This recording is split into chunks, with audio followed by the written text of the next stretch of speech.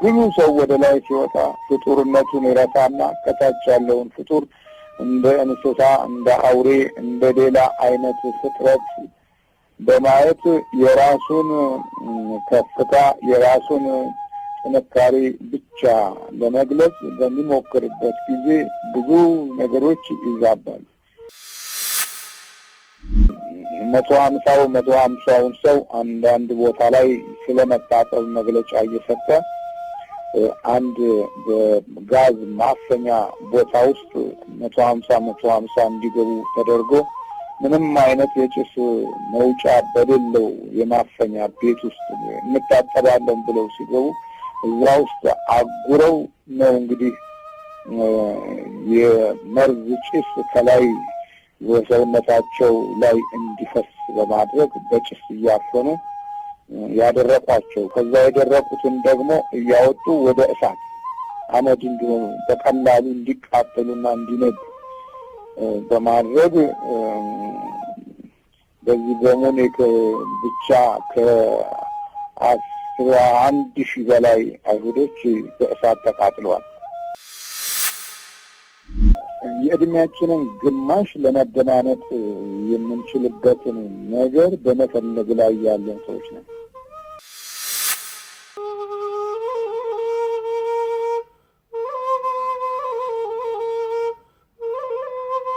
አብ ወወልድ ወመንፈስ ቅዱስ አሐዱ አምላክ አሜን። አቤቱ የሰራዊት ጌታ እግዚአብሔር አምላካችን ሆይ ለዛ ያደረሰን አምላክ ምስጋና ይግባ። ለረጉያችንን አንተ ከሕይወታችን ጋር በመሆን በመንፈስህና በጽድቅህም እንድታስበን የሚያደምጡና የሚማሩትን ወገኖች ሁሉ ልቦናቸውን በቀና መንፈስ እንድትይዝ ውስጣዊ ሕይወታቸውን እንድትከፍትልን በቅዱስ ልጅ በኢየሱስ ክርስቶስ ስምና በቤታችን በቅድስት ድንግል ማርያም ስም እንማጸንሃለን ለዘላለሙ አሜን። ዛሬ ርዕሳችን ባቢሎን ነው።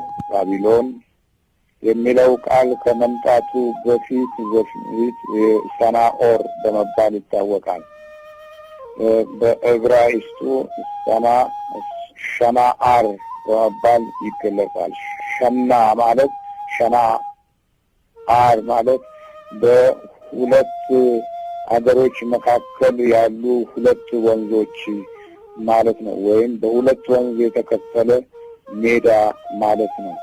ሸና ማለት ሁለት ማለት ሲሆን አር ደግሞ እንደዚሁ የወንዙን እና የከፈለውን ቦታና ስፍራ የሚያመለክት ነው እና በዛ ቦታ ላይ ማንበብ ትምህርታችንን እንቀጥላለን።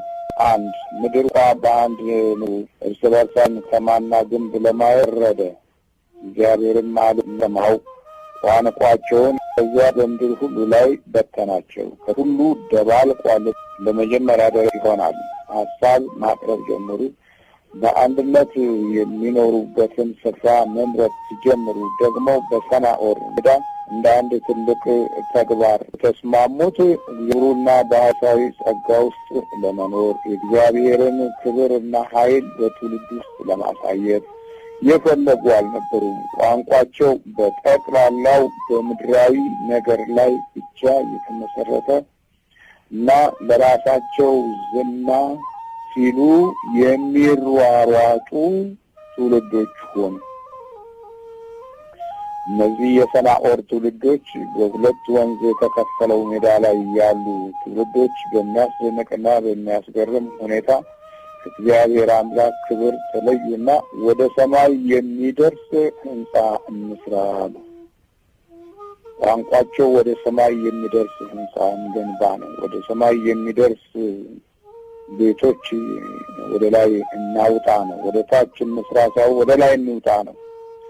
ይህም በራሱ ቋንቋው ያገዛቸው በህብረት አንድ ሆነው ለዚህ ግንባታ የሚውል ዓላማ በመያዝ ወሰኑ። ይህ ግንባታው ሂደት የእግዚአብሔርን ቤት እንስራ፣ የማምለኪያውን አጸድ እናቁም አይደለም ያሉት። መንፈሳዊ ደብር እንመስረት አይደለም ያሉት ስማችንን በምድር ላይ እናስጠራ። ይህ ወደ ላይ የሚገነባ ህንጻ ወደ ሰማይ የሚደርስ ግንብ ነው ያሉት። ሁሉም በአንድነት ኑ ነው ያሉት። በእሳትም እንተኩሰው ተባባሉ። ማጠናከሪያ የሚሆን ነገር በእሳት ሲተኮስ ነው ግንባታው ኃይል የሚያገኘው ብለው ከእሳት ጋር ተባበሩ። እሳትን የግንቡን ማጠንከሪያ ኃይል አደረጉት። ልዩ ልዩ የሆኑ በእሳት የሚበስሉ በእሳት የሚሰሩ ሙጫዎችንና እንዲሁም ድንጋዮችን ሸክላዎችን ማለት ነው ወደ ሰማይ የመውጣት የግንባታን ሂደት ፕሮግራም አወጡ። እግዚአብሔር ደግሞ የሰጠው ነፃነት የሚያደርጉትን ነገር ሐሳባቸው ሁሉ አይከለከሉም ማለት ያሰቡትን ሁሉ ለመስራት አይከለከሉም በማለት የሚነግረን ቃል አለ። ይሄ ወደ ሰማዩ በመጀመሪያ ደረጃ እግዚአብሔርን ትተን ወደ ላይ በምንወጣበት ጊዜ የሚመጣብን በራሱ አንድ ሌላ መሰረታዊ ድክመትና የውድቅ አንዱ ነው። ወደ ሰማይ የሚደርስ ግንብ እንስራ፣ ይሄ ወደ ላይ መውጣት ነው። ትልቁ ችግር በየጊዜውና በየዘመናቱ ከዚህ ቃል የምንማረው ወደ ላይ ያለ እግዚአብሔር መውጣት ቀደም ብሎ ለማሰብ ጊዜ ማጣት ነው። ይህ ጊዜ በገንዘባችን፣ በእውቀታችን፣ በስልጣናችን ወደ ላይ እንወጣለን። ወደ ላይ መውጣት ስትጀምር ደግሞ ብዙ የምትተዋቸው መንፈሳዊ እሴቶች እና በሕይወት ውስጥ ሊኖሩ የሚገቡ መሰረታዊ የሕይወት አካሄዶች ሁሉ ሊጨነግፉና ሊወድቁ እንደሚችሉ ለማገናዘብ ጊዜ ማጣትም በራሱ የቻለ ፍርድ እስኪመጣ ድረስ ለአደጋ የሚያዘጋጅ ነው። ብዙ ጊዜ ወደ ላይ የሚወጡ ሰዎች የሚረሷቸው ነገሮች አሉ። ወደ ላይ እንደወጡ ወደ ታች መውረድ እንዳለ ደግሞ ለማወቅ የሚያስችል መሰረታዊ የሆነ አርቆ የማስተዋል ዘዴ እያጠረ ይመጣል። በዓለማችን ውስጥ ወደ ላይ ወጥተው በትላልቅ የጥፋት ወንጀል ውስጥ ገብተው ለዓለም ሆነ ሌላው ህብረተሰብ ስጋት ሆነው ሞትና ውድቀትም ሆነው ያለፉ ጥቂቶች አይደሉም። ወደ ላይ በምንወጣበት ጊዜ የምንረሳቸው ነገሮች የሚከተሉት ናቸው። አንደኛ ወደታችን እንዴት እንደምንወርድ ለማሰብ ጊዜ እናጣለን። ሁለተኛ ወደ ላይ እንደወጣን እዛው የምንቀርም ይመስለናል። ሶስተኛ ወደ ላይ በምንወጣበት ጊዜ መውጫችንን እንጂ ያሰብነው የመውረጃችንን ጉዞና ሁኔታ ለማገናዘብ አቅም እናጣለን። ወደ ላይ ስትወጣ የምትጨርሳቸው ጉልበቶች፣ ጊዜያቶች፣ እውቀቶችን እግረ መንገዳቸውን ሌላ ነገሮችን የሚያባክኑ ናቸው። የማገናዘቢያ ጊዜና ሰዓቶችን የሚያባክኑ ናቸው። በዛም አልፎ ተርፎ ወደ ላይ ስትወጣ አርቀህ ለማየት የምትችለው በገነባኸው ሁኔታ እንጂ ጊዜው ሰዓቱና ወቅቱ በሚያሳይህ ነገር ላይ አይደለም የምታየው። በገነባኸው ላይ ብቻ ነው የምታየው። አንተ ገንብተሃል። ወደ ታች ለማየት በምትሞክርበት ጊዜ ሁሉ ነገር ከአንተ በታች አድርገህ ለማየት ትሞክራለህ። ሁሉ ነገር ከአንተ አኗኗር፣ ከአንተ ህይወት፣ ከአንተ ግንባታ በታች አድርገህ ንቀህ አቃለህ እንድታዩ የሚያግዝህ ይሄ ዝም ብሎ ወደ ሰማይ የመውጣት ነገሮች በራሱ የሚያስከትሉትን ችግሮች ለማስተዋልም ለማገናዘብም ጊዜ የማጣት ፈተና እንደሚመጣበት የምታውቅበትን እድል ሁሉ ታጣዋለህ። እና ለምሳሌ በሀገራችን ውስጥ በየዘመኑና በየጊዜያቱ ሊኖሩ የሚችሉ ወገኖቻችን ወደ ላይ በወጡ ቁጥር ብዙ ነገሮች የሚያስቡት ከላይ ሆነው ነው። በማዕረግም በስልጣንም በኢኮኖሚም ከፍ ባሉ ቁጥር የሚያስቡት በዛ ከፍታ ውስጥ እንጂ በታች በኩል ላሉት ነገሮችና በእግዚአብሔር ፍርድ በኩል ሊመጣ የሚችለውን ወቅትና ሰዓት ለማስተዋል ጊዜ ያጣሉ። በተለይም እግዚአብሔርን የማያመሰግኑ በሳይንሳዊ ዓለም ብቻ እንኖራለን ብለው የሚመኩና በስነ ዕውቀት ጥበብ ብቻ ዓለምን ማሸነፍ ይቻላል የሚል አስተሳሰብ ያላቸው በተጃጃለ በዚህ በክፉ ዓለም ቲዮሪ የተነደፉ ሁሉ ሳይቀሩ ላይ እንደወጡ የሚቀሩ እየመሰላቸው በዛ በላይኛው አስተሳሰብ ግምትና አካሄድ ለመመራት ይሞክራሉ።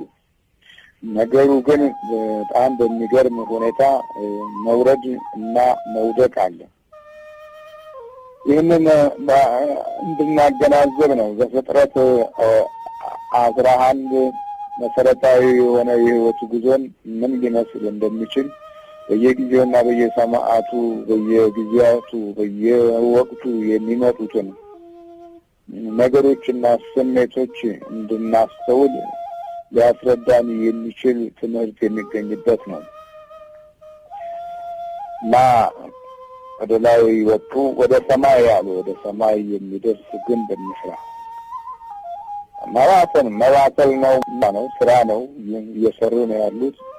የአምልኮት ጊዜ የለም፣ የእግዚአብሔር ጊዜ የለም፣ የምስጋና ጊዜ የለም። ሌላው በልቦናቸው ውስጥ ወደ ላይ ሲወጡ ተስፋቸው ምንድን ነው የሚል ነው። ስጋዊ ተስፋ ነው። እንዲሁ በራሳቸው ሀሳብ ጥላ ውስጥ ያለ ስጋዊ የተስፋ ፕሮግራም ነው። እነስራ በምድር ላይ ሰንብተንም ስማችንን እናስፈራዋለን። ለስማቸው ነው የሚኖሩት፣ ለክብራቸው፣ ለስማቸው፣ ለዝናቸው። ይሄ ዝና ጉዳይ ነው፣ የዝና ኃይል ነው፣ የዝና ጥበብ ነው፣ የዝና ፍላጎት ነው እና በምድር ላይ ስማችንን እናስጠራው።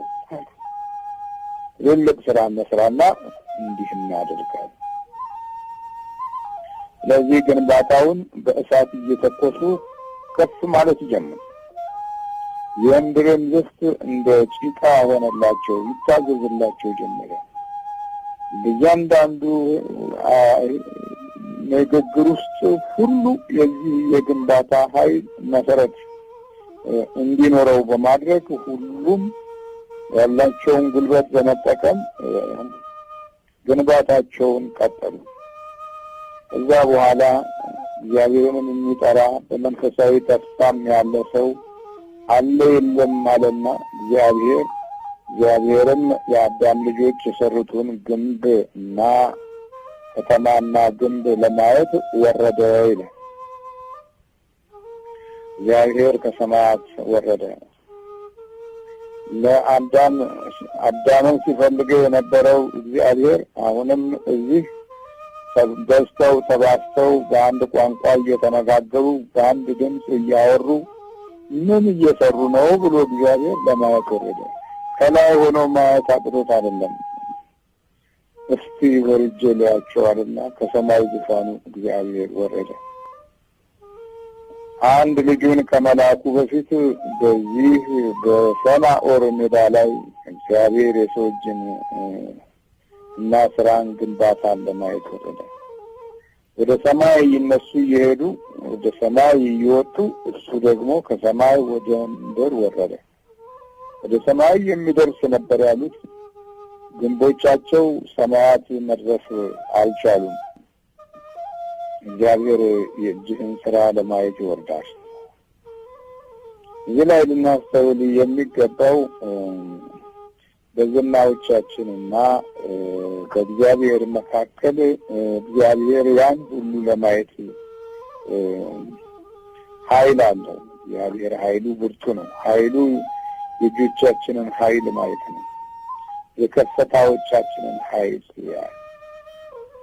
ብዙ ሰዎች ከፍታን ለማቆየት ታግለዋል።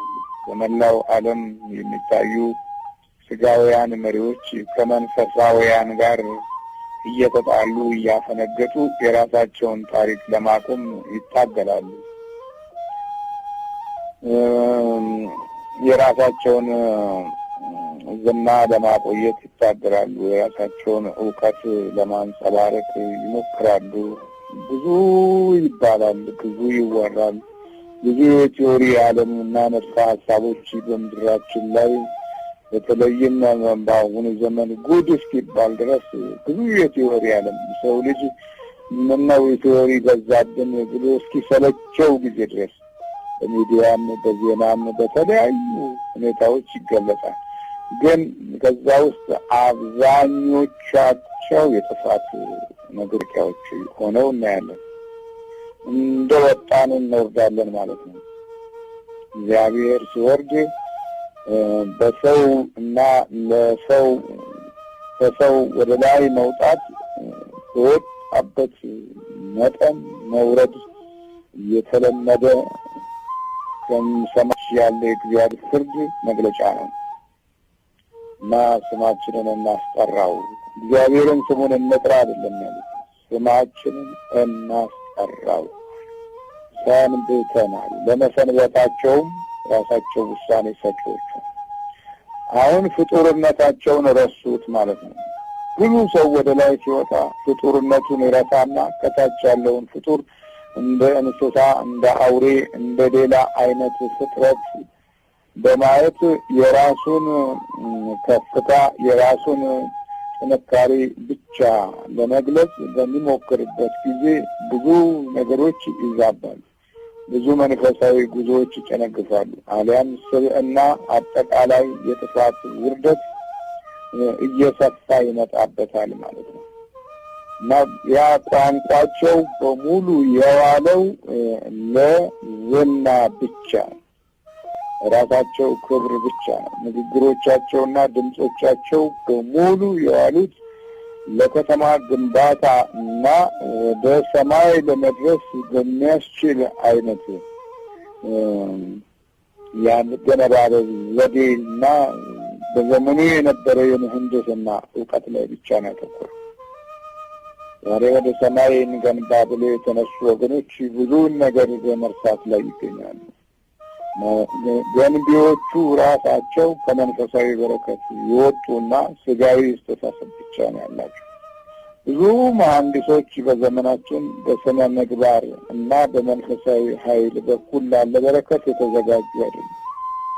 ስለ እውቀታቸውን ብቻ ስለሚያመልኩ ብዙ የህይወት መንገዶች የጎደሏቸው ናቸው እና በሚሰሯቸው ነገሮች ላይ ብቻ ይህን መስራት በራሱ ልዩ አይነት የህይወት ኃይል ነው ብለው ይገምታሉ። ያ የመስራት ችሎታ የአምልኮት መንፈሳቸውን የሚከለክላቸው ሆኖ ከተገኘ የሰሩት ነገር ብዙ ነገር ላይ እውነተኛና ሐቀኝነት የታከለበት ሊሆን አይችልም። በስጋ ጥብቅ ነገር እንኳን ቢያደርጉ በእነሱ ህይወት ውስጥ መለኮታዊ ምሪት ስለሌለ የነፍሳቸውን እና የህይወታቸውን ጠባቂ አምላካቸውን ረስተዋል። እግዚአብሔር ወደ ላይ የወጡትን ያያል።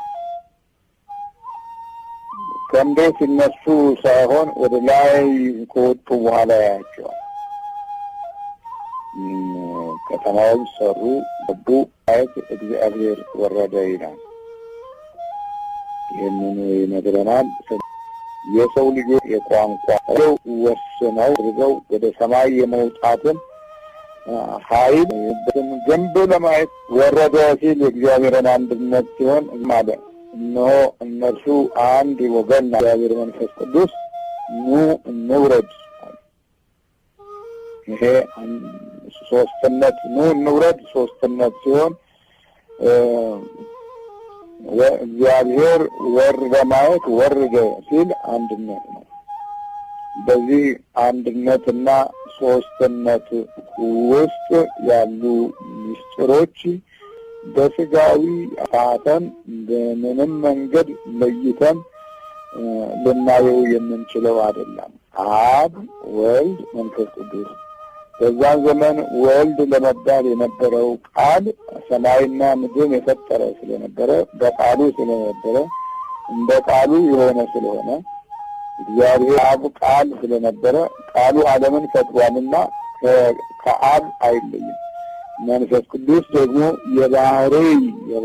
የባህሪ ህልውናው መለኮታዊው ኃይሉ ስለሆነ ከአብ እና ከቃል አይለይም። ስለዚህ ኑ እንውረድ አለ። ኑ እንውረድ በማለት ወደ ሰው ልጆች እግዚአብሔር በአንድነትና በሶስትነት መጣ።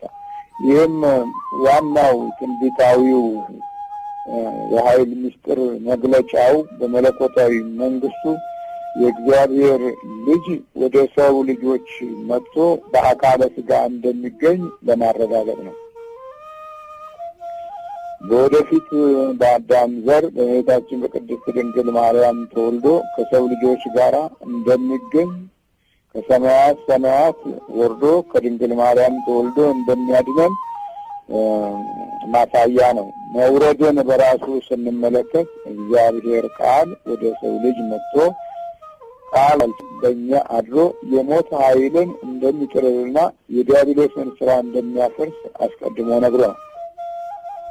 በዮሐንስ መልእክት ምዕራፍ 3 ላይ የእግዚአብሔር ልጅ የዲያብሎስን ስራ ያፈርስ ዘንድ ተገለጠ በማለት የሚነግረንም ከዚህ አንጻር ነው። ይህንን የመገለጥ ኃይል ከመግለጡ በፊት ግን እዚህ ጋር በአመፃ በተባበሩትና በአንድ ቋንቋ በተነሱት በመጀመሪያው ፍጡሮች ላይ ያላቸውን ዓላማና የሚፈጽሙትን ተግባር ለማየት እግዚአብሔር አምላክ ወረደ። ከፍ ስትሉ እግዚአብሔር ይወርዳል። ምክንያቱም ብዙ ነገሮች አሉ በከፍታ ውስጥ። ያቺ ከተማ ስትገነባ የሰናዖር ሜዳ ላይ ብዙ ደም መፍሰስ፣ ብዙ ወንጀሎች፣ ብዙ የሰው ልጆች ጥፋት የታከለባት ነበረች። ብዙ ድካም፣ ብዙ ግርፊያ፣ ብዙ ድብደባ፣ ብዙ አይነት ረፍት ያጣ ጉስቁልና የነበረባት ናት። የግፍ አሰራሮች ሁሉ የበረቱባት ናት። ያንን በዚህ በናዚው ዘመን የተከናወነውን ማየት ይቻላል። በመጀመሪያ ደረጃ በዚህ በሙኒክ አካባቢ ያለውን ስፍራ በሃዮ የሚባል ቦታው ላይ ስትደርሱ ስራ ለነጻነት የሚል ነበር። አይሁድን በአንድ ስፍራ ላይ ወደ 30 የሚሆኑ ቤቶች ሰርተው በዛ ቦታ ላይ ከተማዋቸው ነበር። እነዚህ 30 ቦታዎች ቤቶች አንዳንድ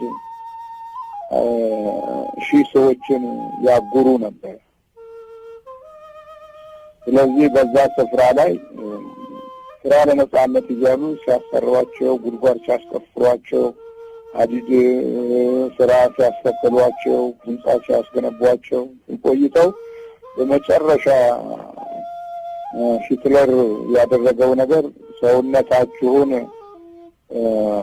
ታጠቡ፣ ቅማል ወርሷችኋል፣ እከክ ይዟችኋል፣ ስለዚህ ልብሳችሁን እያወለቃችሁ ይኸው ማስቀመጫ ቦታ አለ፣ እዚህ ጋር ደግሞ የመታጠብ ስነ ስርዓት ትምህርት ይሰጣችኋል በማለት 150ውን ሰው አንዳንድ ቦታ ላይ ስለመታጠብ መግለጫ እየሰጠ አንድ በጋዝ ማፈኛ ቦታ ውስጥ 150 እንዲገቡ ተደርጎ ምንም አይነት የጭስ መውጫ በሌለው የማፈኛ ቤት ውስጥ እንታጠባለን ብለው ሲገቡ እዛ ውስጥ አጉረው ነው እንግዲህ የመርዝ ጭስ ከላይ በሰውነታቸው ላይ እንዲፈስ በማድረግ በጭስ እያፈኑ ያደረቋቸው። ከዛ የደረቁትን ደግሞ እያወጡ ወደ እሳት አመድ እንዲሆኑ በቀላሉ እንዲቃጠሉና እንዲነዱ በማድረግ በዚህ በሙኒክ ብቻ ከ11,000 በላይ አይሁዶች በእሳት ተቃጥለዋል። በጭስ መርዝም ነደዋል። እንግዲህ እንዲህ አይነት ግፍ ነው ዓለማችን። ይህን ያህል የግፍ ትምህርት ቤት ትሆናለች። ሰዎች እንግዲህ ወደ ላይ ሲወጡ የሚሞቱ የማይመስላቸው እንደዚህ ነው።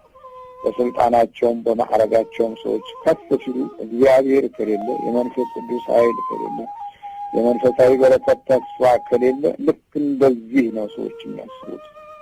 እና በዚህ ጊዜ እግዚአብሔርም የሰው ልጆችን ከተማና የሰሩትን ለማየት ወረደ። እንግዲህ እግዚአብሔር በዚህ ስጋዊ ከፍታ ውስጥ ላሉት የማያ ጊዜ ያለው ማለት ነው። ብዙዎቻችን አላወቅነውም እንጂ በከፍታዎቻችን ውስጥ እግዚአብሔር አይቶናል። እዛ ከፍታ ውስጥ ያጠራቀምናቸው የሰራናቸው የልብ ትዕቢቶቻችን ሁሉ የት ጋር እንደደረሱ በደንብ ይመለከተናል። ከዛ በኋላ ያለው ነገር ለኛ በሚስማማን መልኩ ይቀጥላል ያልነው ሁሉ ባልፈለግነውና ባልወደድነው መንገድ ሄዶ ውድቀታችንን ሲያፋጥን ለማየት ባሳለፍናቸው ዘመኖች ውስጥ ያሉትን ከፍታዎች ለማነጻጸር መሞከር ይኖርብናል። ዛሬ የብዙ ግፈኞች ቲዮሪ ብዙዎችን እየጎዳ እንዳለ እናያለን። ቀደም ሲል ዲያቆን የነበረው የስታሊን ግትር የሚለው ቃል ትናገር የነበረች ሀገራችን እና መሪዎቻችን በዛ ውስጥ ብዙ የተደበቁ የግፍ ሴራዎችና ተንኮሎችን ሁሉ ሲፈጽሙ ተመልክተናል። እግዚአብሔር ይወርዳል ያሉት ስጋዊ ከፍታዎች በሚያመጡት ክፉ ድርጊቶች ውስጥ ትልልቅ ጉዳቶች አዝለን ለትውልድ መከራን ለማቆየት የግፍ ስራዎችንም ለመፈጸምና ለማስፈጸም ከፍታችን ወደ ላይ በወጣን ቁጥር ወደ ታች የምናስብበት ሚናን የማጣት ዕዳ ወይም ፍዳ እንደሚኖረን ለማገናዘብ የምንችልበትን ዕውቀት እስከምናጣ ድረስ እንፈተናለን እና ይሄ የስታሊንን ፕሮግራም እንኳን ስናይ ከሱ በላይ ማንም የሌለ ከሱ በላይ ማንም የሚያውቅ እንደሌለ አድርጎ የሱ ቲዮሪ እጅግ በጣም በዓለማችን ውስጥ በየአቅጣጫው ብዙ ትውልዶች እንዲጠፉና እንዲወድቁ ምክንያት ሆኗል። ይህ እንግዲህ ከፍታ ነው፣ ዓለም አቀፍ ገጽታን ስንመለከት ማለት ነው። በዛ ውስጥ ያለ ሴራ ምንድነው? የስታሊን ሴራዎች ውስጥ ምንድነው? ዋናው አንድን ህብረተሰብ ለማነቃነቅና አመጻ ኃይል እንዲሆን ለማድረግ በተሰወረ መንገድ ታዋቂ ሰዎችን በሴራ መግደልና ማጥፋት፣ ሰውሮ ደርዛቸውን አጥፍቶ በሌላው ላይ ማላከክ እና ወዲያው ደግሞ ያን ያጠፋውን ደግሞ እሱንም መልሶ በተደበቀ መንገድ ማጥፋት፣ ከዛ በኋላ መረጃ ማሳጣት፣ እነዚህ ሴራዎች ከስታሊን የመነጩ ናቸው። ሴራ በሴራ ላይ ሞት በሞት ላይ ጥፋት በጥፋት ላይ እንዲህ እየተጨመረ ከዛ በኋላ ወደሚፈልገው ግብ ሊደርስ እንደሚችል የስታሊኑ ሴራ ለብዙዎቹ ዓለማችን ታላላቅ መሪዎች ሁሉ አንዱ የሴራ የማንጸባረቂያ ቲዮሪ ሆኖ ያገለግላል። ግን እግዚአብሔር ይወርዳል። ገዳዮችን እና የሚወድቁትን እንባ እና ለቅሶ ይመለከታል። እግዚአብሔር ይወርዳል። አሁን ትልቁ ነገር ከእግዚአብሔር ተለይተው ራሳቸውን እንደ እግዚአብሔር አድርገው ወደ ሰማይ የሚወጡ ሰዎች የሚመጣባቸውን መንፈሳዊና ዓለማዊ ወይም ስጋዊ ፍዳዎች ለማገናዘብ የአእምሯቸው ዋናው ክፍል ወደ ላይ እየወጣ ይቀራል። ከዚህ አንጻር ነው እንግዲህ የነገውን መውረድ ለማገናዘብ እድል የሚያጡት። ዛሬ ከጠገበ፣ ዛሬ ከበላ፣ ዛሬ ከሳቀ፣ ዛሬ የሚከቡት ሰዎች ከበዙ የነገውን ለማሰብ አሁን ውስጣዊ ጥጋብና ጊዜያዊ ስሜቶች ይሞሉበታል። ከዛ አንጻር እኛም እንዲህ አይነት የእሳት እና የፍጅት ረመጥ ጊዜያቶችን እና ዘመናቶችን አቃና ሁሉ ጊዜ በክፋትና በተንኮል በመለያየት የሚመጡ ዕዳዎች የሚያስከፍሉትን ዋጋ በትውልድ ትከሻ ላይ ጥለን መከራ ተጎናጽፈን እናልፋለን። ስለዚህ የአይነት ነገሮች ሊከሰቱ እንደሚችሉ ልናውቅና ልንረዳ ይገባል። እግዚአብሔር ይወርዳል። እግዚአብሔር ይወርዳል። እዛ የሰሩትን ግንብ እግዚአብሔር አየ። ለዚህ ሁሉ ያበቃቸው ምንድነው አለ እግዚአብሔር። እዛ ውስጥም የሰጣቸውን እና ያውቁበት የነበረውን ማስተዋላቸውን እና ቋንቋቸው ነበር። ትልቁ ቋንቋቸው ነበር። በዛ ቋንቋ ነበር የሚግባቡት። ሁሉ ጊዜ እግዚአብሔር አለኝ የምትለውን ነገር ስትመካበትና ግፍ ስትፈጽምበት፣ ኃይልህን በከንቱ ስትኮራበት አለኝ የምትለው ነገር ላይ እግዚአብሔር ይነካዋል። በዚህ በሰናዖር ምድር ላይ ያላቸው ትልቁ ኃይል መግባባት መቻላቸው ነው።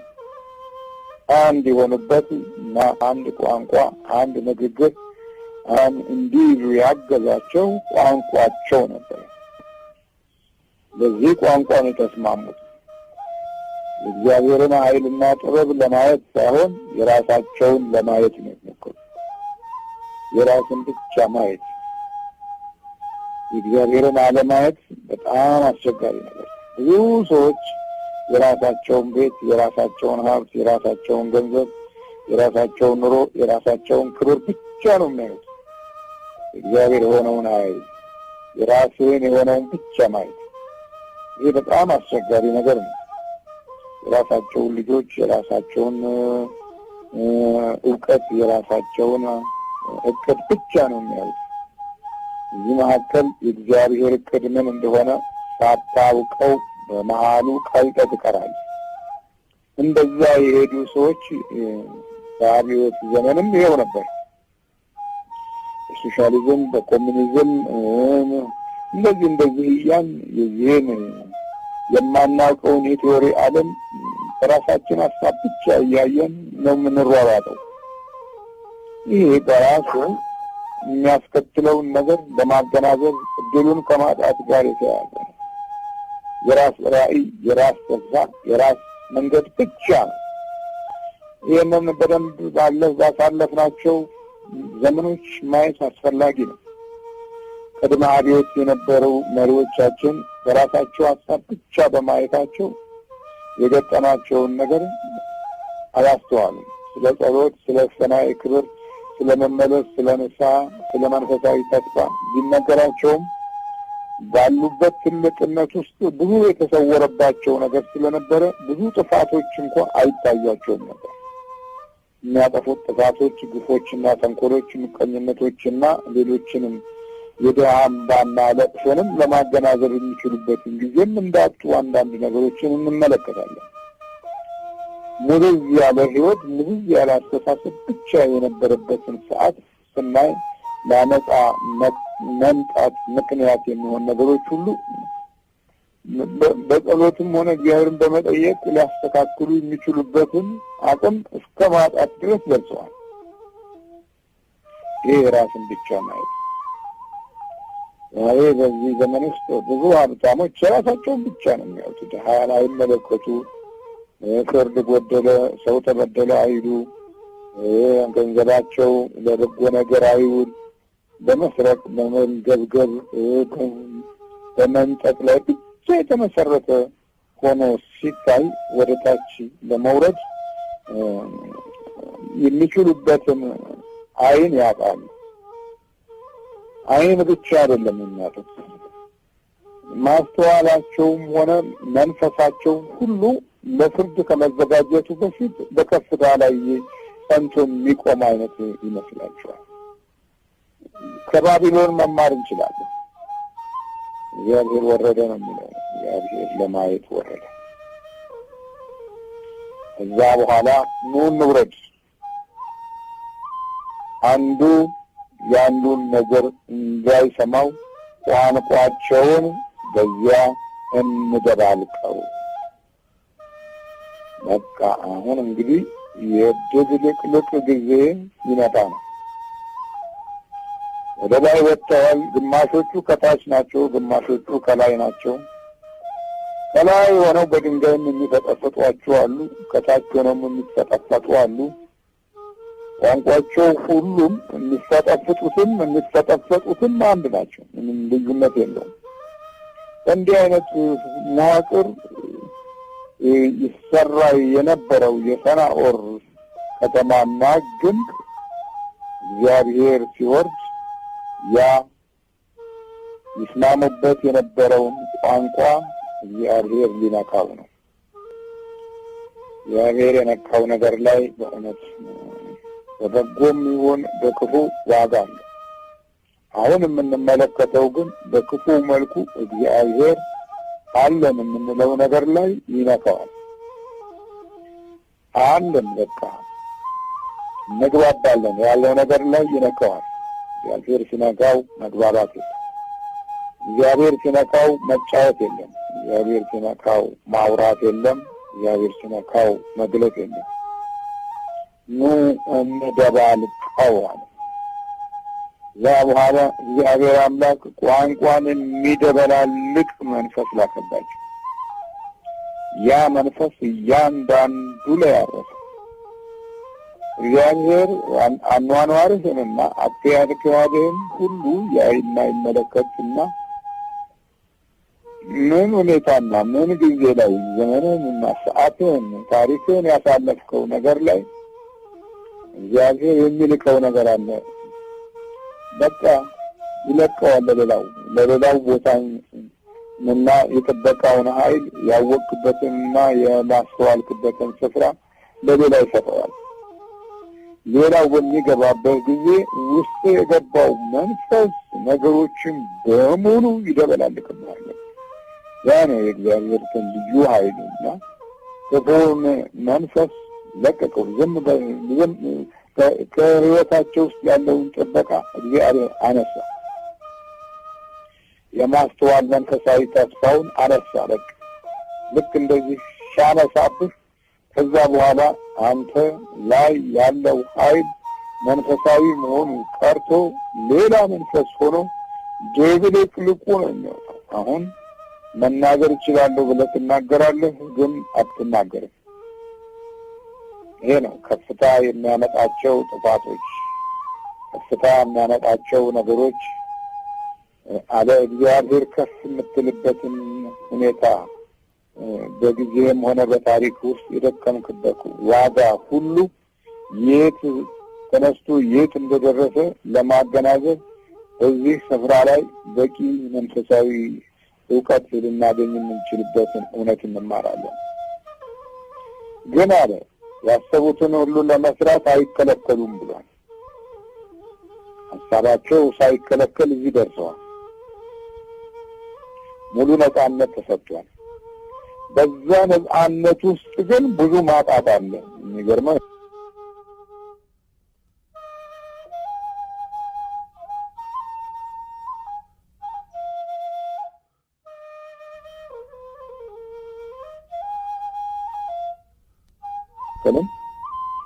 ግን በዛ ባልተከለከለው ሀሳባቸውና ነፃነታቸው ውስጥ የሚመጣውን ፍርድ ለማገናዘብ እድሉን የሚያጡበት ትልቁ ኃይል ይሄ የተሰጠውን ነፃነት ለክፉ መዋል።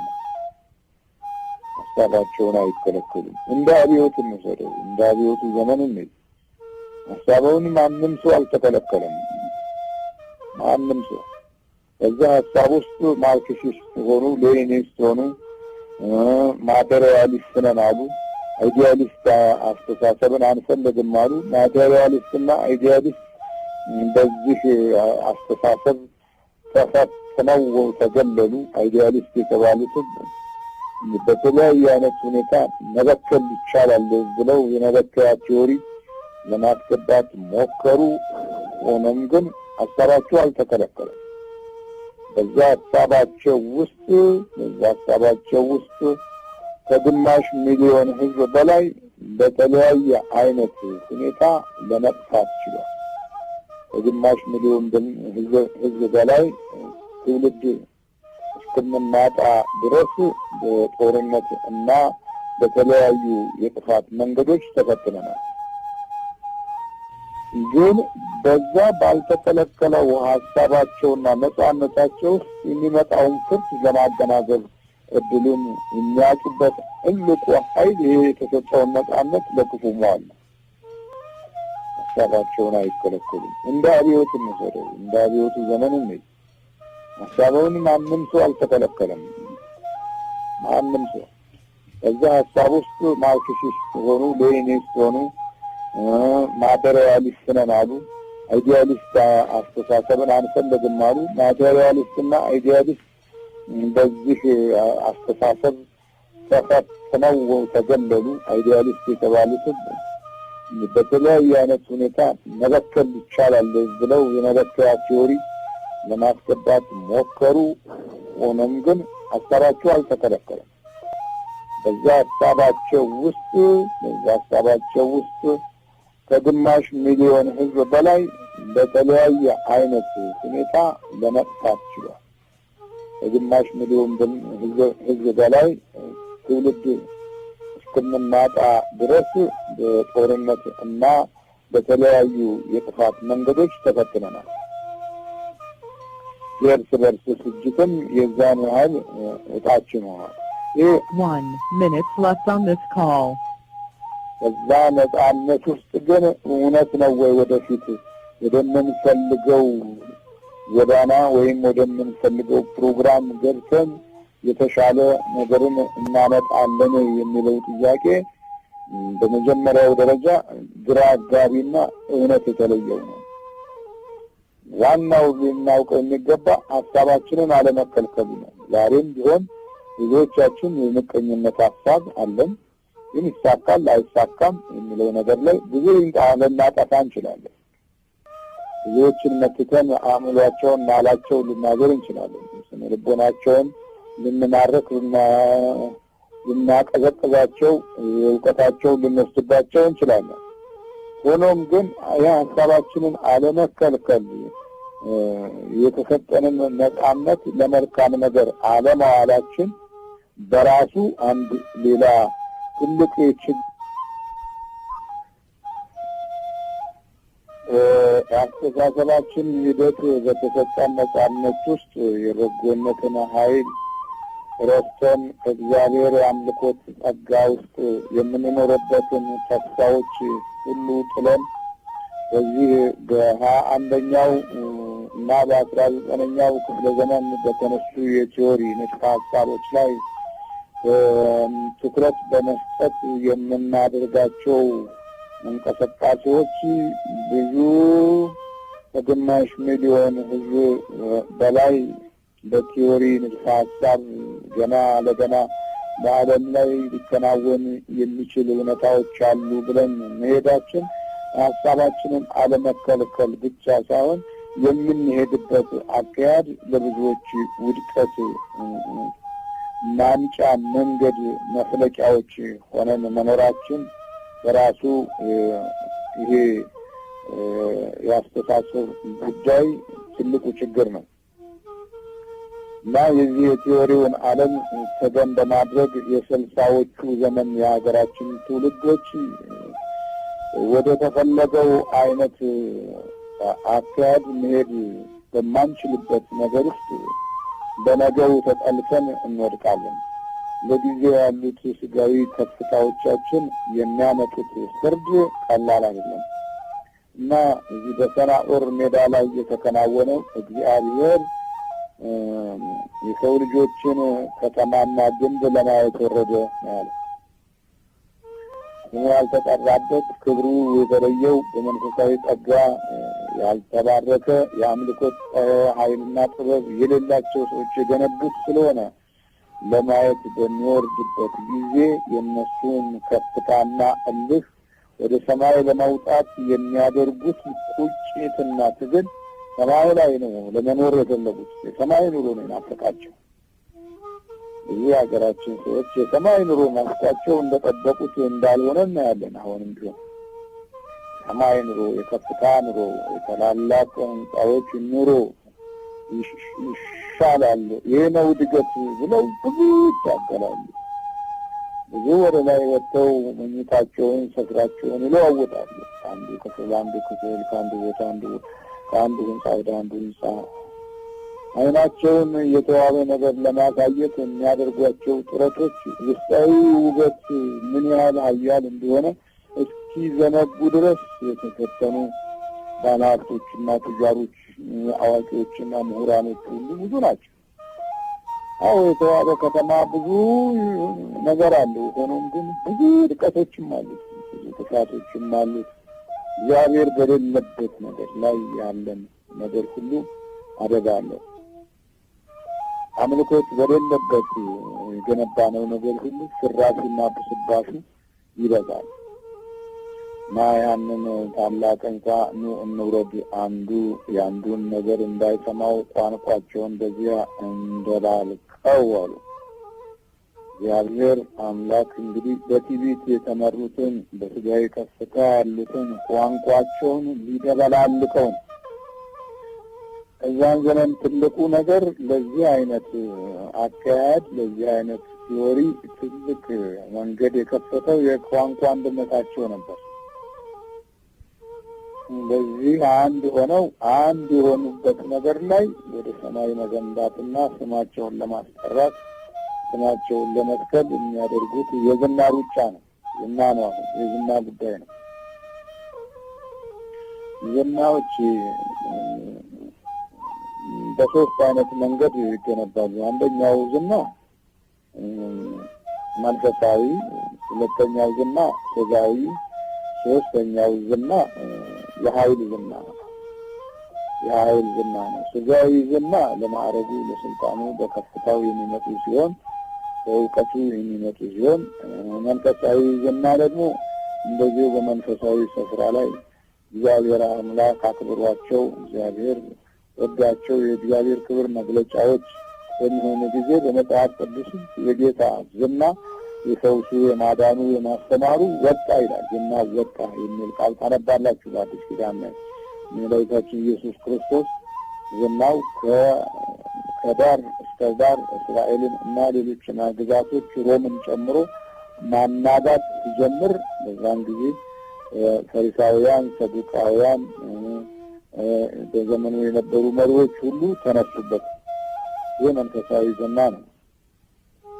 ዓለማዊ ዝና ሄሮድስ ደግሞ የራሱን ዝና ክርስቶስ መወለዱን ሲሰማ የራሱን ዝና ለመጠበቅ ሲል ብዙ ሕፃናቶችን ፈጅቶ አጥፍቶ በወንጀል ጎዳናውንና ጊዜውን ታሪኩን አበላሽቶታል። ይሄ የጥፋት የወንጀል ዝና ነው። ስለ ዝናቸው ሲሉ ወንጀል ውስጥ የሚገቡ ጥቂቶች አይደሉም። ስለ እግዚአብሔር ክብርና ኃይል ሲሉ ደግሞ እግዚአብሔር የሚያከብራቸው መንፈሳዊ ዝናቸውን የሚያወጣላቸው ጥቂቶች አይደሉም። ያ ክብር የእግዚአብሔር ክብር ነው። ያ ዝና የእግዚአብሔር ስራ ዝና ነው። እዚህ ላይ የምናያቸው የሰናኦር ሰዎች ግን ዝናቸው የራሳቸውን ዝና ብቻ ለመገንባት ሲሉ የሚፈጽሟቸው ወንጀሎችና ጥፋቶች ሁሉ ቀላል አይደሉም። የሰዎችን ድካም አለማየት፣ የሰዎችን ጉስቁልና አለመረዳት፣ ስለሚገነቡት ጦብ ሌሎችን እየጎዱ ሲደክሙ እየገደሉ ለምን ይደክመሃል እያሉ የሚፈጽሟቸው ግፎችም ተጠናክረውበት የነበረ ቦታ ነው ሰናኦር። ስለዚህ በዛ ግንባታ ውስጥ ብዙ ድሆች አልቀዋል። ብዙ ምስኪኖች በድንጋይ እየተፈጠፈጡ ራሳቸው እየተገመሰ ሲደክማቸው ለምን ደከማችሁ ተብለው እየተገረፉ ከስብዕና በታች መከራ ያዩበት ቦታ ቢኖር የሰናኦር ሜዳ ነው። ገንቢዎችና በአስገንቢዎች መካከል ያለው ልዩነት ጣራ የነካ ነበር። ጥቂቶች ወደ ሰማይ ለመውጣት ሲሉ ብዙዎችን የፈጁበት ሁኔታ ይታያል። ዛሬ በዓለማችንም እንዲህ አይነት ሰናኦር ይበዛል። እንዲህ አይነት ምድር አለ። እንዲህ አይነት ሰዎች አሉ። የሰናኦር ሰዎች በጣም ብዙ ናቸው። ለጥቂቶች ሲባል ብዙዎች የሚያልቁበት ነገር አለ እና ይሄ በጣም አደገኛ ነገር ነው። እና ያኑ ሰዎች የሚያመጡት ፍዳ ይህንን የሚመስልና ብዙ ጥፋቶችን እና ውድቀቶችን የሚያካትቱ ናቸው እና እግዚአብሔር አምላክ ያን ሁሉ አይቶ እንውረድ አንዱ የአንዱን ነገር እንዳይሰማው ቋንቋቸውን በዚያ እንደባልቀው አስተውሉ። አንዱ የአንዱን ነገር እንዳይሰማው ነው። በራሱ ታላቅ ርዕስ ሆኖ ያገለግለናል። እግዚአብሔር የሌለባቸው ሰዎች መደማመጥም ሆነ መከባበር የለም። በዕለት ኑሮ የሚገቡትን ትውልድ ይሰማል ማለት አይደለም። አንድ ጊዜ እንዲሰማ አድርገህ የምትቀርጸው ነገር ይኖራል፣ ግን አይሰማህም። ብዙ መሪዎች እንዲሰማቸው አድርገው በኑሮው፣ በኢኮኖሚው፣ በስልጣኑ፣ በማዕረጉ ይይዙታል። ግን እግዚአብሔር በዚህ መካከል ውስጥ እንዳይሰማው አድርጎ በእግዚአብሔር ፍርድ በታች የመውደቅ ኃይል የተገለጸ ጊዜ አንዱ አይሰማውም። በገንዘብ እንዲሰማ እንታደርግ ትችላለህ። አሁን ብዙ ሰዎች በገንዘባቸው ይሰማሉ፣ ይደመጣሉ፣ ግን አይሰሙም፣ አይደመጡም። ለጊዜው የተሰሙ የተደመጡ የመሰላቸው በዛ ትልቅነት ውስጥ ራሳቸውን ኃይለኛ አድርገው እንዲያስቀምጡ ሊያግዛቸው ይችላል። ጉዳዩ ግን አይደለም። እንዳይሰማው የሚያደርግ መንፈስና ኃይል እግዚአብሔር ይልካል። እግዚአብሔር ላከባቸው። በቃ መደማመጥ እንዳይችሉ አደረገ። ዋናው መደማመጣቸው ለአደረጉት ከፍታ ትልቁ ችግር ነው። አንተ አስተውል፣ ክርስቲያን የሆንክ ወገን ነው። የቱ ጋ ነው እግዚአብሔርን ለመከተል በቂ ጊዜ አታህበት? ከስሙና ከክብሩ ጋር ያለ ኃይል የቱ ጋ ነበር የቀረብህ? እዛ በኋላ ስታየው፣ ስትሰራው፣ ስትናገረው የቱ ጋ ነው ዋጋ ያለው ሆኖ ያገኘው? እንደገና አሁንም ለማገናዘብ የምንሞክረው እግዚአብሔር ከሌለ መደማመጥ የለም። እግዚአብሔር መንፈስ ከውስጣችን ከራቀ በቋንቋ መስማማት የለም። ዛሬ እያንዳንዱ ቤተሰብ እንዲሰማ ለማድረግ የማያደርገው ጥረት የለም። ሚስት ለባል እንዲሰማት የማታደርገው ጥረት የለም። ባል ለሚስቱ እንዲሰማት የማታደርገው ጥረት የለም። ከምግብ አዘገጃጀት ጀምሮ እስከ አኗኗር ድረስ፣ እስከ አለባበስ ድረስ፣ እስከ አነጋገር ድረስ ብዙ ትንቅንቆች መካከል ውስጥ ካሉ ችግሮች ወይም ፍትጊያዎች መካከል ትልቁ ለመደማመጥ ያለን ሁኔታ ላይ የምንፈጀው ጊዜ ነው። በዛ አንጻር ሲታይ የእድሜያችንን ግማሽ ለመደማመጥ የምንችልበትን ነገር በመፈለግ ላይ ያለን ሰዎች ነን። ምን አደከመ? እንዳይሰማው ቋንቋ እንዳይሰማ ተደበላልቋ፣ በመንፈስ ተደበላልቋ። ይሄ የደባልቄ ጊዜ ነው። በዚህ ጊዜ ካህንም ብትሆን መንፈሳዊም ብትሆን መምሬ ደባልቄ ነው የምትሆነው። ድብልቅልቅ ያለ ህይወት ነው። አስተማሪም ብትሆን ደባልቄ ነው። ነጋዴም ብትሆን፣ አዋቂም ብትሆን፣ መሪም ብትሆን ደባልቄ ነው። ለምን? እዚህ ድብልቅልቁ የወጣ ነው። ቦታ ላይ የሚነግረን ሂደት ጥንታዊ የሆነ ፍርድ ነው ልትል ትችላለህ። ይሄ የጥንታዊው ፍርድ ነው፣ በአዲስ ኪዳን ተለውጧል ልትለን ትችላለህ። አለኝ ብሎ የተመካበትን ነገር በአዲስ ኪዳንም ሆነ በብሉይ ኪዳን እግዚአብሔር የመንካቱን ሕግ ልናውቅ ይገባል። እግዚአብሔር ይነካዋል። አለኝ የምትለው ነገር ላይ ከጥንትም በኦሪትም በብሉይም በአዲስ ኪዳንም እግዚአብሔር መንካቱን አያቋርጥም። ትዕቢት ካለህ ውርደትህ ትቀጥላለች። ይህ ሕግ ነው። ግፍ ካለብህ የግፍህን ኃይል በራስህ ወይም በሌላው ታየዋል። በሌላው ለማየት ዕድሉን ታገኛለህ ወይም በራስህ ታየዋል። ለምን? በቅርብ ባለው ሁኔታ ላይ ማየት እንችላለን። በዚህ በባቢሎን ምድር ላይ የነገሱትን እንደ ሳዳምና በአፍሪካ ውስጥ እንደ ሊቢያ የመሳሰሉት ሀገር መሪዎችን ማየት እንችላለን። ያ ትልቁ የሊቢያው መሪ ወደ ኢትዮጵያ ሲመጣ በሚገርም ሁኔታ የራሱ ጠባቂዎች፣ የራሱ አብሳዮች፣ የራሱ ወታደሮች፣ የራሱ አንጣፊዎች፣ የራሱ ተመልካቾች፣ የራሱ አማካሪዎች ሙሉ 2 ወይም 3 አይሮፕላን ነበር ወደዚህ የሚመጣው። የሌላውን ሀገር በመናቅ ማለት ነው። ትልቅነቱ ነው። ይሄ እንግዲህ ትልቅ በሆንከው ቁጥር ሁሉ ጊዜ ብዙ ትልልቅ ነገሮች ከአንተ ያመልጣሉ። እዛ በምትፈጽማቸው በምታደርጋቸው ነገሮችም ውስጥ በጣም ትልቅ የሆነ ነገር ውድቀቶች ይጠብቀዋል። አሁን ያ መሪ ቱቦ ውስጥ ነው እንግዲህ የተደፋው። ቱቦ ውስጥ ገብቶ ነው የወደቀው። ቱቦ ውስጥ ገብቶ ነው የልጆቹ በሱ ዘመን የነበሩ የመራቸው ልጆቹ ነው እንግዲህ የደፈሩት። ከዚህ ድረስ ማለት ከዚህ ድረስ ወረደ፣ ከዚህ ድረስ ተሰቃየ፣ ከዚህ ድረስ አለቀሰ፣ ከዚህ ድረስ ወደቀ። አየህ እንደው በቀላሉ የምናይበትን በዘመናችን እንኳን ያየነውን ለማየት ነው። ይሄ ከወጡ በኋላ መውረድ ላይ ያለው ነገርን በደንብ እንድናስተውል ያግዘን ነበር። ስለዚህ ሁሉ ጊዜ ባሉት ሁኔታዎች ውስጥ መደማመጥ እስኪጠፋ ድረስ ይህን በሀሳብህ ባትከለከልም ለምታደርገው ለምትፈጽመው ነገር ባትከለከልም እግዚአብሔር ሲያይህ እና ይሆናል ያልከው ነገር ላይ እንዳይሆን አድርጎ ይቀይሰዋል። ስለዚህ አንተ ክርስቲያን ተመልከት፣ የዓለማችን ውድቀት እያንዳንዱ ጊዜና ሰዓት ወደ ላይ የወጡትን ስታይ አወራረዳቸው ላይ ያለውን ችግር ማየት እና መገንዘብ እንችላለን። ስለዚህ አንዱ የአንዱን ነገር እንዳይሰማው ቋንቋቸውን በዚያ እንደባልቀዋል። ላፊ እንግዲህ ነው የትዕቢተኞችን ኃይል የሰበሩበት ጊዜ ነው።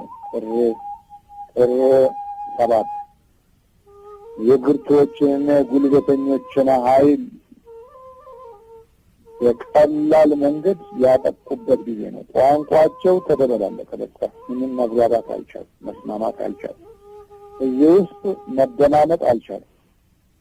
የመደማመጥ ፍቅር ከውስጣቸው ጠፋ። ከዚህ በኋላ ያቺ ስፍራና ቦታ ሰናኦር የሁለት ወንዞች መገናኛ ሜዳ መሆኗ ቀርቶ የሰዎች መለያ ስፍራ ልትሆን፣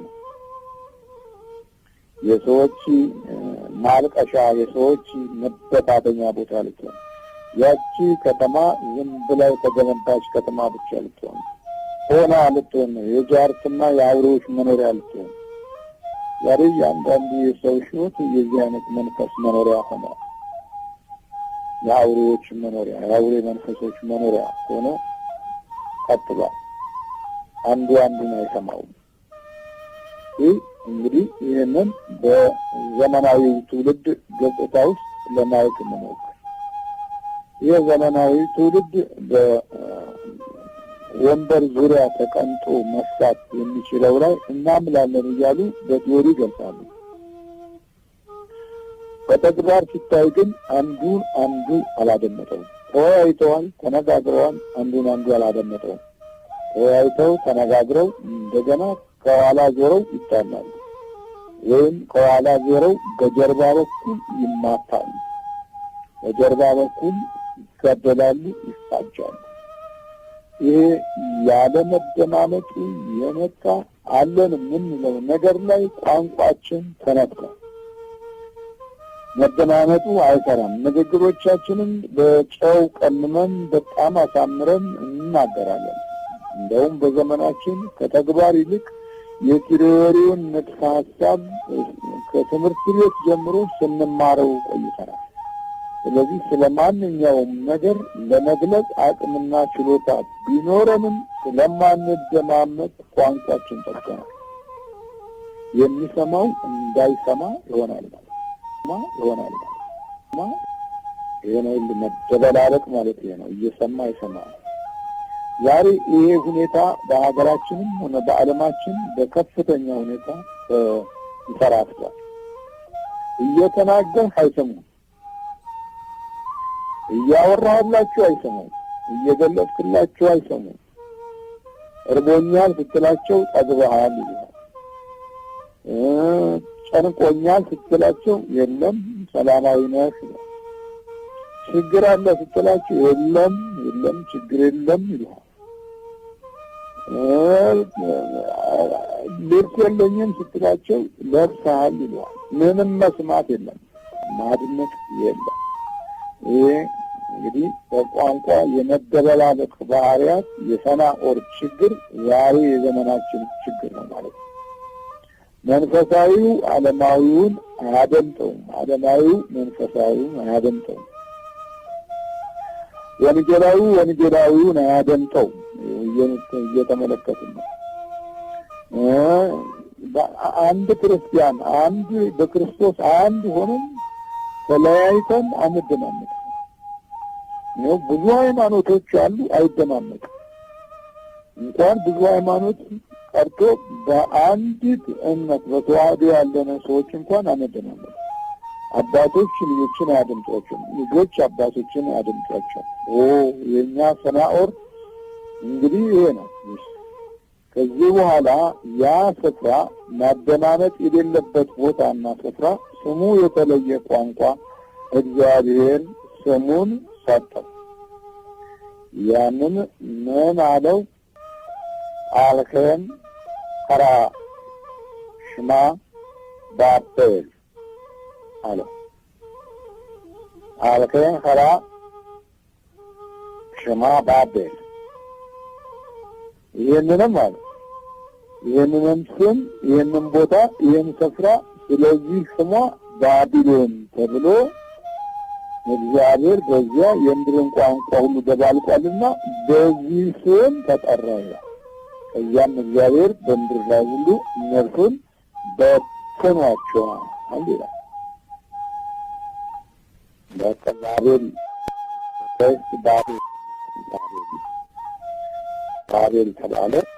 ሰናዖር ስሙ ተሻረ፣ ባቢሎን በሚል የራሱን ትርጉም አገኘ ማለት ነው። ባቢሎን የሚለው ቃል እንግዲህ አንደኛ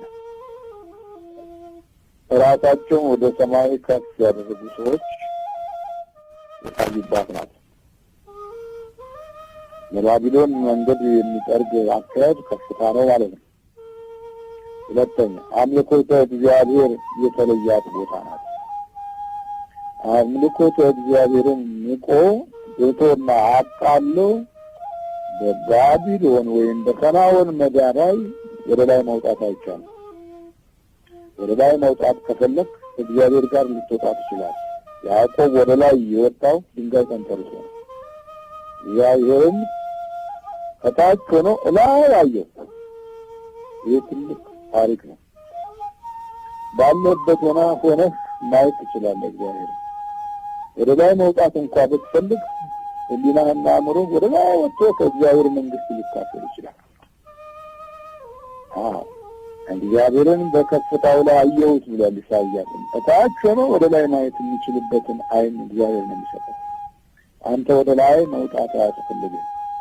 እግዚአብሔር ወደ ላይ ሊያወጣህ ስለሚችል ወደ ላይ ለመውጣት ብዙ መድከም የለብህም። እግዚአብሔር ወደ ላይ ካወጣህ በኋላ ከእሱ ጋራ ነው የሚያኖሩ።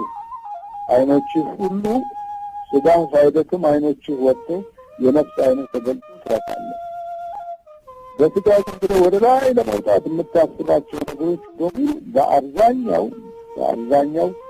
መውደቂያን ብቻ ነው። ያንተ ወደ ላይ ወጥተህ ያስተማርካቸው ልጆች ዛሬ እኮ ተደብቀውም ሆነ በፊትህ ሲጋራ ያቦኑብሃል። አንተ ላይ ወጥተህ ያስተማርካቸው ናቸው። ላይ እንዲወጡልህ ነበር ያሳሉት። እነሱ ወደ ታች ወርደው ደግሞ ወደ ሲኦል ነው የሚያዩት። አንተ ወደ ላይ ያያሉ ብለህ ነበር። የለም ቁልቁል ነው የሚያዩት፣ ወደ ጥልቅ ነው የሚያዩት። ስለዚህ እንደውም ተገልብጦ ያንተ ጠላቶች እነሱ የሆኑበትን አጋጣሚ ሰፊ ነው። በኢኮኖሚህም፣ በኑሮህም፣ ለቤትህም፣ ለሀሳብህም እንቅፋት እንደገና አእምሮህን የሚጎዱት ወደ ላይ ይወጣሉ ብለህ የጠበቃቸው ልጆች ጭምር ነው። እግዚአብሔር ማስተዋሉን ይስጣል። ሌላው ባቢሎን ያሰርከውን የማትከለከልበት ነፃነት ላይ እንድትቆምም እድሉን አግኝተሃል። ስለዚህ ያሰርከውን አትከለከልም። ማማረክ ትችላለህ፣ ማታለል ትችላለህ፣ መንጠቅ መዝረፍ ትችላለህ፣ መመጠጥ ትችላለህ፣ ማስመጠጥ ትችላለህ። የዲያብሎስ ቅርብ ወዳጅ ሆነህም ለሌሎች ግፍ ለመፈጸም ትችላለህ። ይህ ያሰብከውን አትከለከልም። ለመስለብና ሌላውን አእምሮውን ሆነ ሀብቱን ለመንጠቅ ትችላለህ። ይሄ አትከለከልም። የሀሳብህ የዕቅድህ ፕሮግራም ፈጻሚ እንድትሆን አምላክ የሰጠህን ነጻነት አይነጥቅህም። ግን የሚያስከትለውን ፍርድ ስላላሰብክ በቀጣዩ ሁኔታ ሁሉ ባቢሎን ይሆናል። አንዱን እንዳያደምጠው ሆኖ የሚመጣብህ ፈተና ቀላል የምትለው አይደለም። ስለዚህ እግዚአብሔር ከዚያ በምድር ሁሉ ላይ እግዚአብሔርን ከዚያ በምድር ሁሉ ላይ በተናቸው፣ ከተማይቱንም መስራት ተዉ። ስለዚህም ስሟ ባቢሎን ተባለ ይላል። እግዚአብሔርን በዚያ ምድርን ቋንቋ ሁሉ ደባልቋልና ከዚያም እግዚአብሔር በምድር ሁሉ ላይ እነርሱን በትኗቸዋል። እንዲህ ተበታትነናል። ዛሬ በክርስትናችንም በአንድ ክርስቶስ አንዱን ጌታ እየተናገርን ሌላ መንፈስ በትኖናል። ሌላ መንፈስ አድቆናል። ሌላ መንፈስ ሕይወታችንን ጎድቷል። ሌላ መንፈስ አኗኗራችንን ሁሉ አዛርቷል። በረከት አሳጥቶናል። አንዱን አንዱ አይሰማውም። አንዱን ፓስተር አይሰማም። አንዱ ካህን የአንዱን ካህን አይሰማም። አንዱ አገልጋይ የአንዱን አገልጋይ ድምፅ አይሰማም። ልክ እንደዚህ ነው። ከፍታዎቻችን አለአምልኮት ስለሚሆን በውስጡ ግፍ የተቀላቀለበት መንገድ ስለምንራመድ ባቢሎን ቤታችን፣ ኑሯችን፣ ጊዜያችን ውስጥ አለች። ምን አደከመ? እውቀታችንም ውስጥ አለች። ዘመናችንም ውስጥ አለች። እያንዳንዱ አኗኗር መሪዎቻችንም ውስጥ አለች። የዓለም መሪዎችን ዘንድ አለች። እቺ ባቢሎን አለች፣ አታቋርጥም። ስለዚህ መፍረስ፣ መበታተን ሊመጡ የሚችሉ መንገዶች ከመሆናቸው በፊት የቋንቋ መደበላለቅ ራሱን የቻለ ፍርድ ማሳያ ነው። ስለዚህ ብትነግረው አይሰማም። ሁሉ ጊዜ ስለማትደመጥ ተስፋ ትቆርጣለህ። በአመልና በሱስ ውስጥ ትወድቃለህ። ያንተ ባቢሎኖች ዛሬ በጣም ብዙ ናቸው ማለት ነው። እንዳትደመጥ የከለከሉ ነገሮች በጣም ብዙ ናቸው። እንደምታስበው ሌላው አያስብልህ፣ እንደምታቅደው ሌላው አይሆንልህ። ስለዚህ እያንዳንዱ አኗኗር ውስጥ ባቢሎን ስራ ላይ ነው ያለችው። ይህም ደግሞ ከእግዚአብሔር ፍርድ በታች የመውደቅ ምልክት ነው እና በዚህ አይነት የጥፋት መንገዶች ውስጥ እየተገኘን የምንኖረው ኑሮ የባቢሎንን ታላቅ ውድቀት ከየት ተነስተን የት እንደምንደርስ ያሳየናል። ይህንን መንፈሳዊ ኃይል ስንረሳ፣ የእግዚአብሔርን ክብርና ጸጋ ስንተው የሚመጡ የውድቀት ነገሮች መለያ ነው።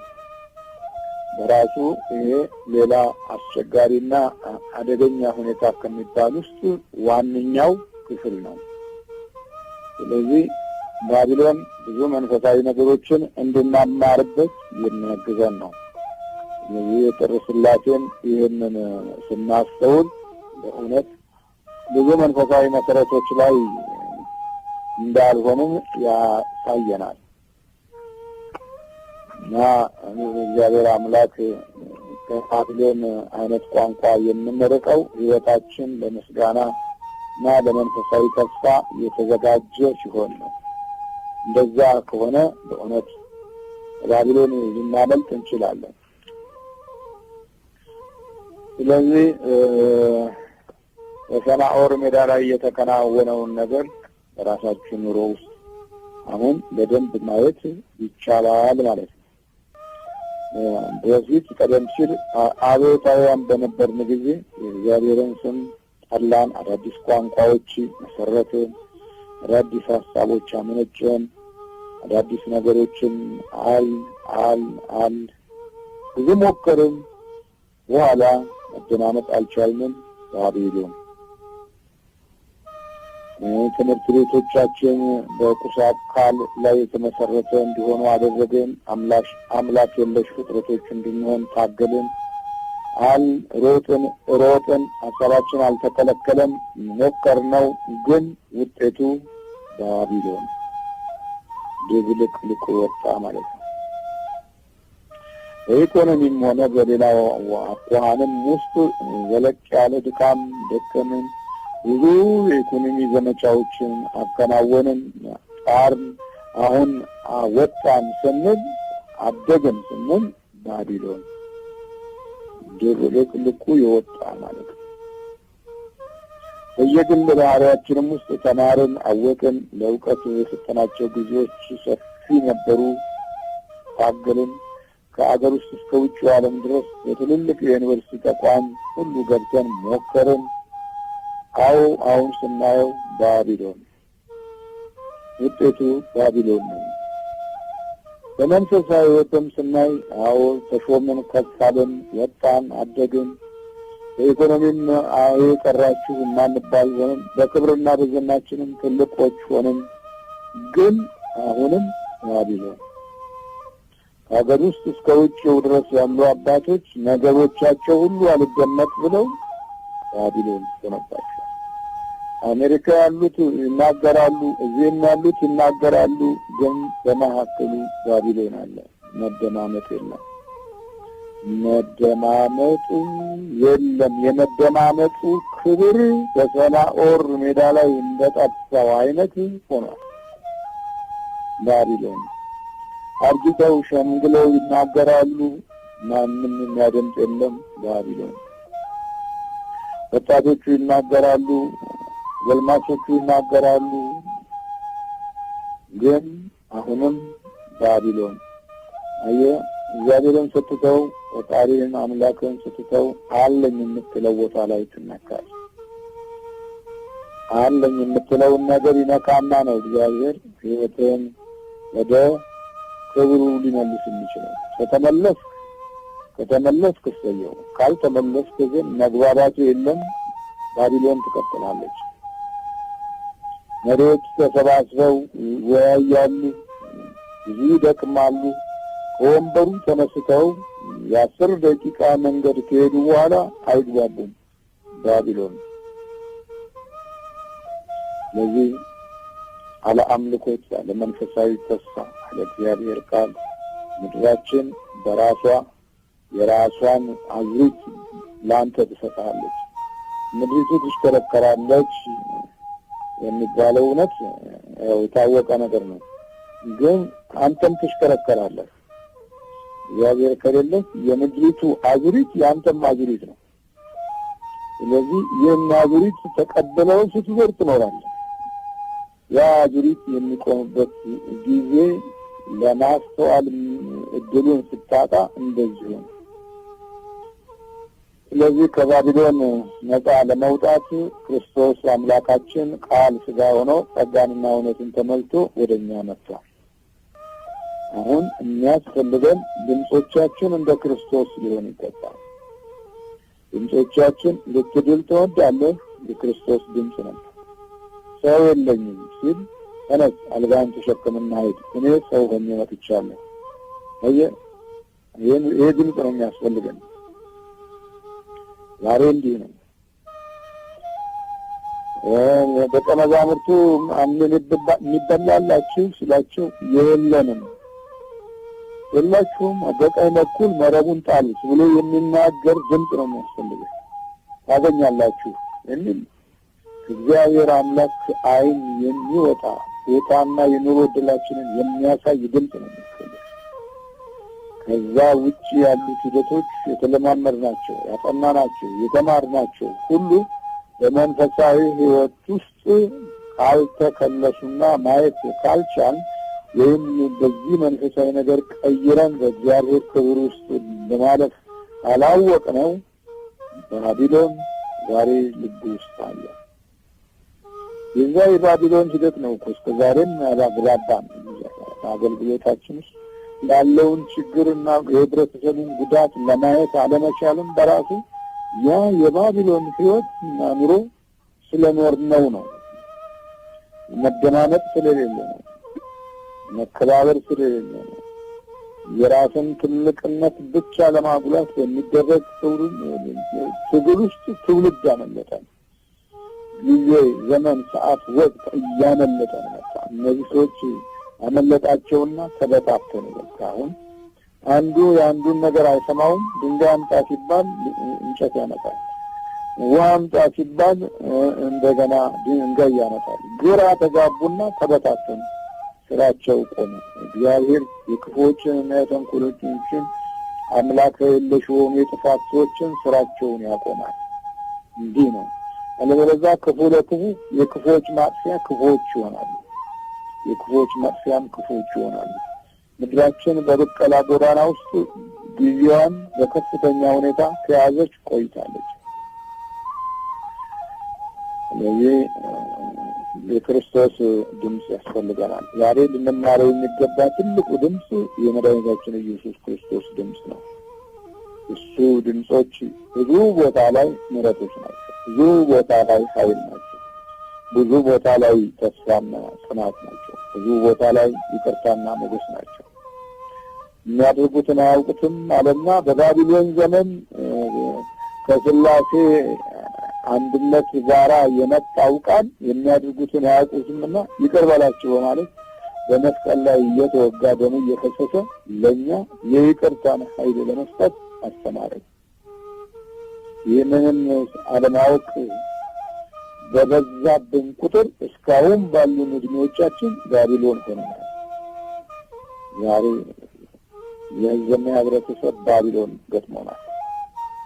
በተቻለ መጠን እንግዲህ ወደ ክርስቶስ ድምፅ ተመልሰን ወደ ቅዱሳን መንፈስና ኃይል ተጠግተን በቅዱሳን መላእክት እየተደገፈን የምንኖርበትን መንፈሳዊ ጸጋ እግዚአብሔር እንዲሰጠን በክርስቶስ ሥጋና ደም ተባርከን የመንግስቱ ወራሾች እንድንሆን እግዚአብሔር አምላካችን ያብቃን። ባቢሎን ማለት እንግዲህ ድብልቅልቅ ያለ እየተበታተነ እየፈረሰ እየተለየ እየተበተነ ማለት ነው። በዚህ ጉዳት ውስጥ እኛም በነፍስና በሕይወት በስጋና በአካል የደረሰብን ቁስል ቀላል ስላልሆነ የባቢሎን መንፈስ መቋቋም የምንችልበትን የአምልኮትና የስግደት ፍቅሮች በሕይወታችን ሊኖሩ ይገባል። እግዚአብሔር ነው መንፈሳዊ አንድነትን የሚሰጠን።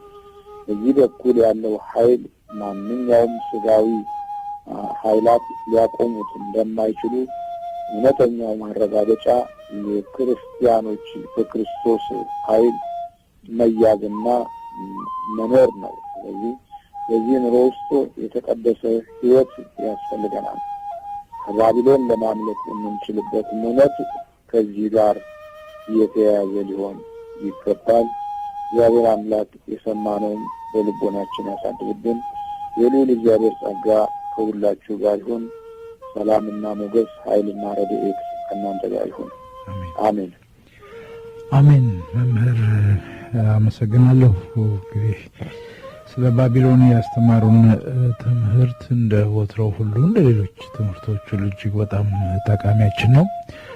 በአድማጮች ስም ምስጋና ይድረሰው። መምህር ዛሬ ሰቆቃዋለች መምህር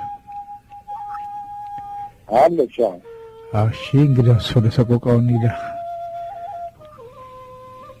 እሺ ሰቆቃው አብዮት ስንጀምር አልዘና ፈነዳ፣ አልቆም አለ ውድቀት አላልቅ አለ ፍዳ። ኢትዮጵያ ነበራት ብዙ ምሁራን በእውቀት የላቀ፣ ታዲያ ምን ያደርጋል በአብዮት ተይዞ በአብዮት አለቀ። ለአብዮት ተወልዶ በአብዮት ወደቀ። ሰቆቃ ነው።